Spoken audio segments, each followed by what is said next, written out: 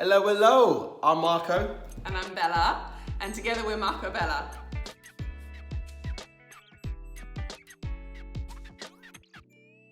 So guys, we are so thankful for all your following, likes, comments, all of that kind of good stuff. And we're just going to put this in the beginning of the video this time. Please like and subscribe. It is so important for the YouTube algorithm to know that you like our stuff and you want to see more of it. And share it with your friends. Yeah. And yeah, help us get to 1,000 subscribers. That's the challenge. So today we touching on the last of the finance series, and what we're actually talking about is the things we didn't know about finance when we got married. Yeah, and things we wish we had known from when we were kids, really. It's just general stuff that you should know about money. But you don't know. Well, you may know, but we didn't know.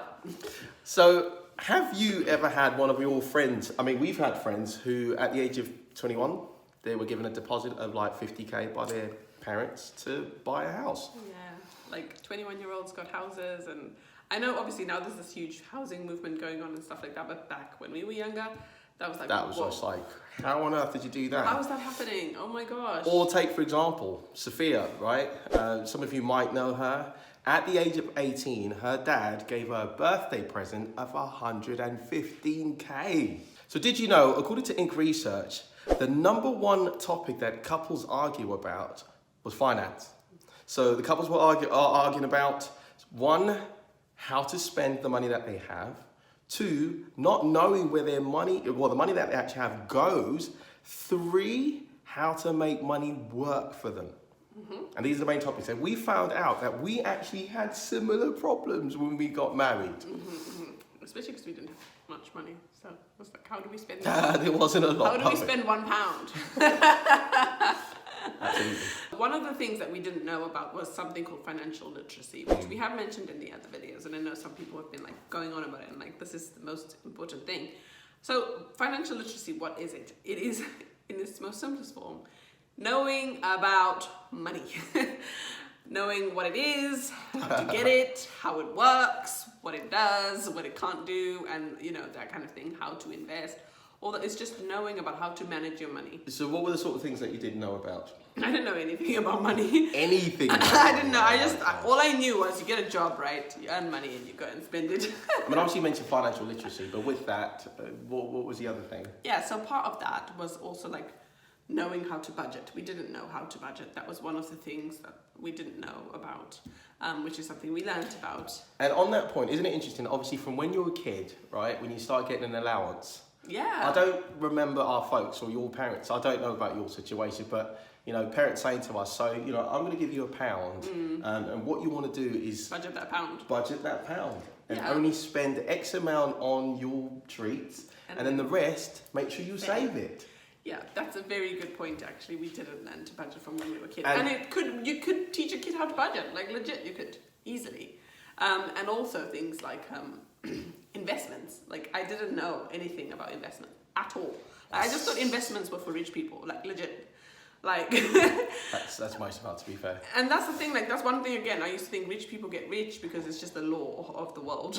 You're doomed to and be poor people are just going to be poor. But one thing we found out, which links back to financial literacy, is actually the rich know a lot about how money works and how to make money, how to invest money, how to get money back, of which most people who are not financially aware will end up in a poor situation. I think it's interesting that even, talking about financial literacy, it's interesting that in America you hear stories about somebody, who is extremely wealthy, then they get, really broke, but then they're able to rebuild themselves again. And I think it comes back to this idea of, once you've got the education and the really good understanding of how all of that works, it doesn't matter what your real situation looks like, because you can always rebuild yourself. Yeah, just knowing the ins and outs. And what was the other thing then that you learnt?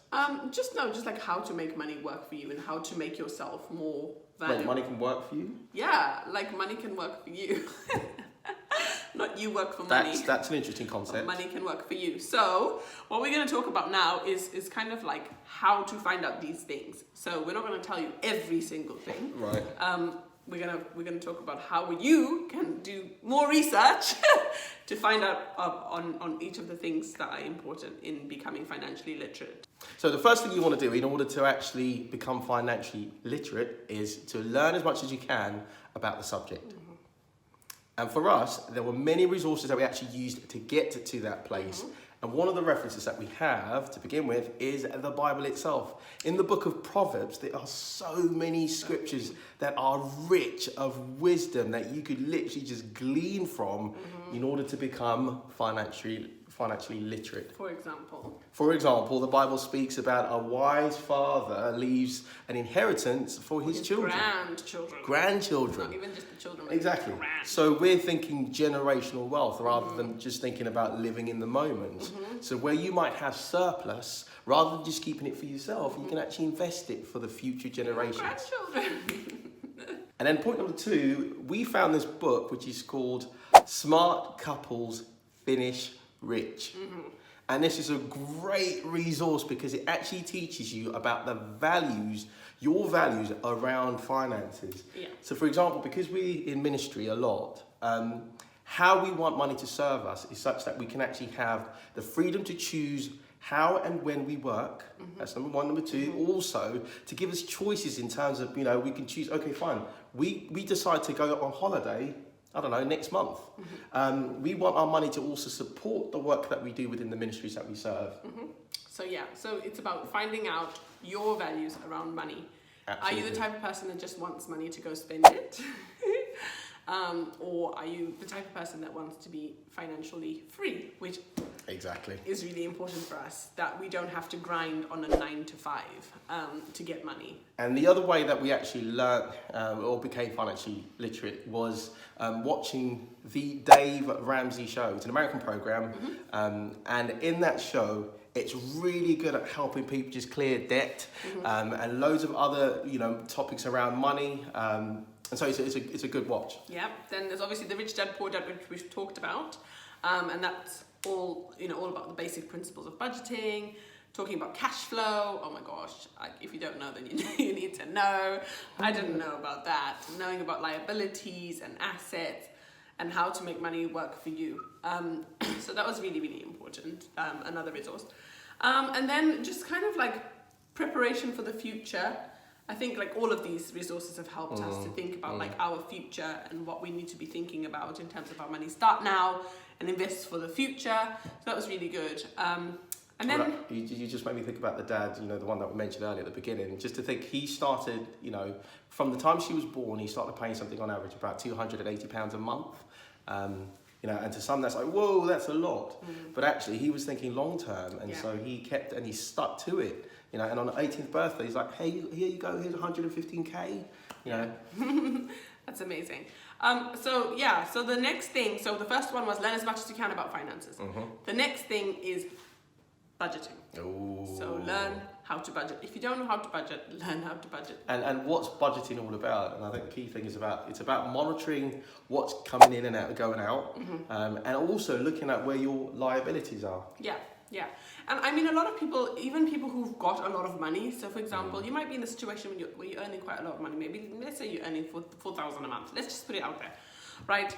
And you're thinking, we don't have to worry about what's coming in, what's coming out, and that kind of stuff. But actually, you do need to think about it. You need to look at your finances. You need to look at what's coming out, what's going in, and what's coming out. So that you can know what surplus you have. And then instead of having that surplus just in your bank doing nothing, you could be investing that money. You could be making that money work for you. Budgeting is really, really important. And we do that, and as you can see from the screen, this is exactly what we do. So we measure and we monitor everything that's coming in and everything that's going out. And on average, we actually got an estimate number of how much we spend. So for example, for water, for our Wi-Fi, for our phones and stuff. Amazon. For Amazon, and it's all there. Yeah, exactly. The next thing we would say would be to increase your investments. Oh, now that's a big topic. And there is so many different ways that you can invest. And as we said, this is for you to go and do more research about, but it's things that we didn't know about. And actually, oh my gosh, if we'd known about this, one of the things obviously is your obvious one, your pension. If you don't have one, get to know about one, get to find out about one. So that's for later on in life. So we're thinking about the future here. We're not thinking about right now. So think about that, right? Your pension. The next thing is like investments in things like, I know people nowadays there's this craze about Bitcoin. Oh yeah. That is another good investment avenue to find out about. There's also investment ISAs. So I didn't realize, but I only found out like 2 months ago, that there's such a thing as a stocks and shares investment ISA. So you can actually put money in, and then that bank then invests your money, and then you can choose the risk level. So you can choose like low risk, which means you're not going to lose your money, but it's going to build over time. Over time, yeah. Medium risk, high risk, where you're like, yeah, let's just invest and see what happens, you know. So you can choose how much risk you want or not, and that's really, really good, especially for children, because I didn't realize that you could open one of those for your child. So, and here's like a money hack, right? So money hack. money hack. Here we go. So if you live in the UK, you're likely to get £84 or something like that a month in child benefit, if you earn under a certain bracket, right? Every child is entitled to child benefit, right? If you're in a financial situation where you don't need that money to buy milk, let's say, that money's just coming into your account, you could actually invest that money for your child. So just doing some basic figures, and I'm talking basic figures without any interest, just numbers, here we go. You saving that £84 a month for your child from the time they're born until they're 18, that would be £18,144 for your child. Without interest. That is just literally you putting that money away every month. Now imagine that when they turn 18, to be like, hey, you're 18, here's 18 grand. A deposit for a house or an investment property. Exactly, how amazing is that? So that's something we started doing with my Seth, and we will do with our next child. God willing. So yeah, but what we've started doing, instead of just putting it in a normal savings account like we were before, we're now putting it in an investment ISA. So like a stocks and shares ISA. So it can get much, much more of a return.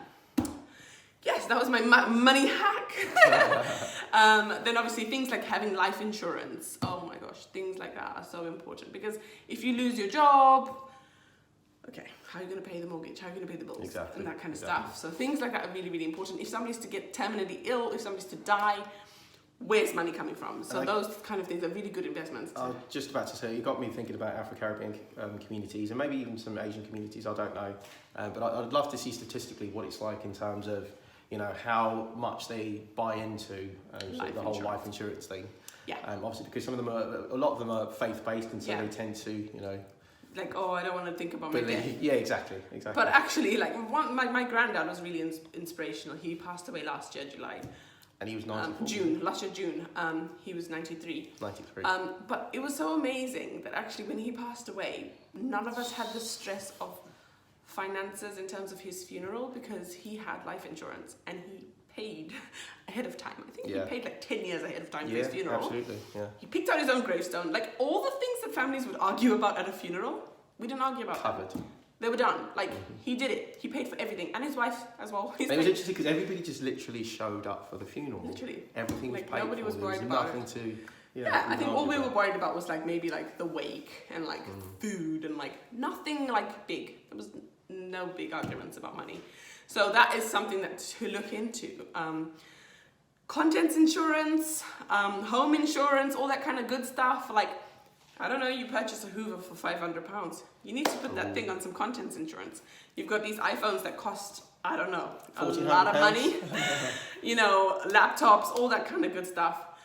It protects it against accidental damage. If it gets lost or stolen, then you haven't just wasted money. Hey, speaking of which, actually, she just reminded me, my sister bought a 2030 Mac, which she had for years, probably, you know, best part of 7 years. And then one day, somebody accidentally stepped on it. And what was interesting, the Mac was starting to sort of lose its life. Actually old. I think it was actually really old. Yeah. It probably just run out of his tenure. Yeah. And so, you know, luckily, because she was on contents insurance, she actually got a brand new 2021. Yeah, I think she had to pay like an excess of M1 like, Mac. The excess was so small, it was like £100 or I don't know, something small. But yeah, brand new Mac. So super, super, super important. Worth it. And then like our sort of last thing, which we not only just realized, but kind of like freshly, the last 2 years kind of thing, was like having a side hustle. So a side hustle is really important. What is a side hustle? So what is a side hustle? So there's the working 9 to 5. You could be, I don't know, whatever, doctor, lawyer, teacher, whatever you are. You got your 9 to 5 job, right? You just made me think about a book. There's a book called The Other 8 Hours, and that's a resource worth looking into. And so, linked to this whole idea of starting a side hustle. Starting a side hustle. Now, when we say side hustle, we're not talking about something that requires a lot of your time. We're talking about something that requires like 20% of your time, and you're going to get 80% return. So that could be anything, right? So I'm not talking about, let's say if you think your side hustle is hairdressing, right? But actually takes you 8 hours to braid someone's hair and you're only charging them £100. That's not a good side hustle because the return is not good, and you're going to need to be there in order for that side hustle to work. You want a side hustle that makes you money when you're not there. So I know a lot of people when you're sleeping. So like online things, selling things online, that just automated processes. YouTube, Instagram, giving a service. So providing a service that you don't have to go to. So for example, let's say if you provide care workers, for example, you charge your client £30 an hour and you pay your carers £12 an hour. Then you're getting the rest of the return, but you're not actually going in. That's the kind of side hustle we're talking about, where you're thinking about ways that you can be making money in your absence. When you're not there, this is making money for you. That is really important. A very good point. And another book that just comes to mind, as you mentioned, that is called The E-Myth. And I'll put it up in the link in the description. Again, it's talking about the exact same concept about being able to create a system that works for you in your absence. Yeah. But one more thing, Beth, that I think you left out. What's the sort of biggest investment that you had to make? Because I'm thinking about us, and the biggest investment, well, in my case, has been investing in myself. Yeah. Here we're talking about increasing, in ourselves, we're talking about increasing our earning ability. And our hourly value rate, right? Absolutely. So it's like when you're fresh out of uni and it's like, okay, I'm going to go get a job, and you're like getting minimum wage. That's like amazing to you. But actually, no, we are looking at how can we charge more for our hourly rate. And that's obviously in terms of how qualified you are, how much experience you have, how much knowledge you have, and that kind of stuff. So we have been back to university a couple of times. Yeah. Not that you need to go to uni nowadays. No, not that you need to go to uni, but there might be a course that you need to go on, a short course or something like that, that's going to increase your earning capability. We would say do it, 100% go for it. So that you're not there grinding for 40 hours for minimum wage. Like, it doesn't make sense. Absolutely. And on that point, I think it was probably Dave Ramsey that was talking about the idea of, or it might have been Jim Rohn. He talked about the idea of how much of your salary do you invest in yourself? Yeah. So obviously as Christians we pay 10%, tithing. But how much do you actually invest towards what Beth was talking about, your education? So, if you earn £100, then you want to invest at least 30% of that towards actually you becoming more qualified so you can increase your earning ability. Yeah. And that's something that we're really passionate about. So there's a book around that, and I'm trying to think of what it's called. Now Discover Your Strengths. Marcus Buckingham. So I'll put it in the link. You can tell Mark reads a lot, right? I just give the benefits of all the reading. I'm like, what did that book teach you? Thank you. And I think this is the fundamental discussion, really, which is about investing in yourself. I've got a friend who I used to work with in a normal marketing job. He got a phone call from one of his friends on Instagram saying, actually, I'd like you to edit my videos full time. I'll pay you whatever they're paying you in that job. And that's what he does now, just edits videos and travels going around and doing I'd say we definitely live in an age where you don't have to have the bog standard job to make money. So think creatively. If you have a talent or a skill or something that you're really good at that nobody else is, that could be your side hustle.